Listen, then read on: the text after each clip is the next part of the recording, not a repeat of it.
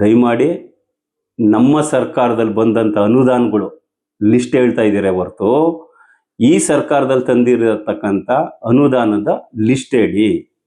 ನಮ್ಮ ಸರ್ಕಾರದಲ್ಲಿ ಈ ಕ್ಷೇತ್ರಕ್ಕಾಗಿರೋದು ಅಭಿವೃದ್ಧಿ ಕೆಲಸದ ಬಗ್ಗೆ ಹೇಳ್ಬೇಡಿ ಸ್ವಾಮಿ. ಈಗ ನಾನು ಹೇಳಿದ್ರಲ್ಲ, ಹಾಸ್ಪಿಟಲು ಮತ್ತೊಂದು ಹೈಟೆಕ್ ಆಸ್ಪತ್ರೆ ಅವೆಲ್ಲ ನಮ್ಮ ಸರ್ಕಾರದಲ್ಲಿ ಆಗಿರೋದು. ಈ ಸರ್ಕಾರದಲ್ಲಿ ಏನು ತಂದಿದ್ದೀರಾ ಅದನ್ನು ಅಂಕಿ ಅಂಶಗಳು ಸಮೇತ ಕೊಡಿ, ಆಮೇಲೆ ನಾನು ನಿಮಗೆ ಮಾತಾಡ್ತೀನಿ. ಈಗ ನೈಸ್ದು ಅವಧಿ ಮುಕ್ತಾಯವಾಗಿದೆ, ಸರ್ಕಾರಕ್ಕೆ ತೆಗೆದುಕೊಳ್ಳಬೇಕಿದೆ ಅಂತ. ನೈಸ್ ಅವಧಿ ಮುಗಿದ್ಮೇಲೆ ಸರ್ಕಾರ ತಗೊಳ್ಳೇಬೇಕು, ತಗೊಂಬೇಡ ಅನ್ನೋಕ್ಕೆ ನಾವ್ಯಾರು.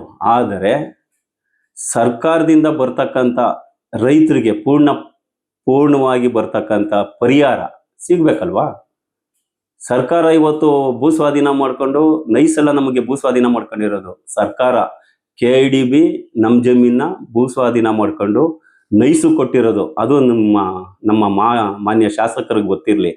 ನೈಸ್ ಅಕ್ವೈರ್ ಮಾಡ್ಕೊಂಡಿಲ್ಲ, ಭೂಸ್ವಾಧೀನ ಮಾಡ್ಕೊಂಡಿಲ್ಲ. KIDB ಭೂಸ್ವಾಧೀನ ಮಾಡ್ಕೊಂಡಿರೋದು.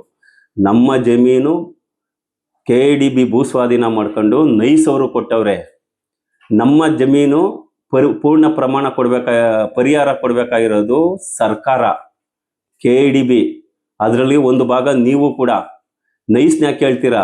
ಸರ್ಕಾರದಲ್ಲಿ ಆರ್ಡ್ರ್ ಮಾಡಿ ಆಯಿತು, ನಾವು ಈ ಒಂದು ಅಗ್ರಿಮೆಂಟ್ನ ವಜಾ ಮಾಡಿ ನಾವು ರೈತರಿಗೆ ಇರೋ ಜಮೀನೆಲ್ಲ ಬಿಟ್ಬಿಡ್ತೀವಿ ಅಂತ ನೀವು ಮಾಡಿಸಿ ದೊಡ್ಡ ಮನುಷ್ಯ ಆಗ್ತೀರಾ.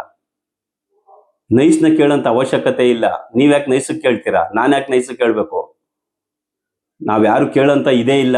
ನಾವು ಕೇಳಬೇಕಾಗಿರೋದು ಸರ್ಕಾರನ, ನಾವು ಕೇಳಬೇಕಾಗಿರೋದು KIDBನ. ನಮ್ಮ ಜಮೀನು ಭೂಸ್ವಾಧೀನ ಮಾಡ್ಕೊಂಡಿರೋದು KIDBನ. ನಮ್ಮ ಜಮೀನು ಭೂಸ್ವಾಧೀನ ಮಾಡ್ಕೊಂಡಿರೋದು ನೈಸ್ ಅಲ್ಲ, ನೈಸ್ ಸಂಸ್ಥೆ ಅಲ್ಲ. ನೈಸ್ ಸಂಸ್ಥೆಗೆ ನಾವು ಕೇಳೋಂಥ ಶಕ್ತಿನೂ ಇಲ್ಲ, ಅಧಿಕಾರನೂ ಇಲ್ಲ.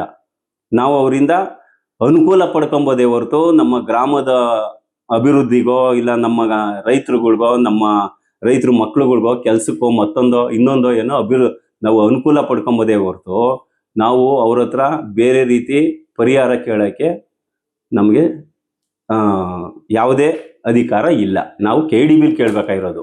ಅದನ್ನು ನೀವು ಫಸ್ಟ್ ತಿಳ್ಕೊಳ್ರಿ ಮಾನ್ಯ ಶಾಸಕರೇ.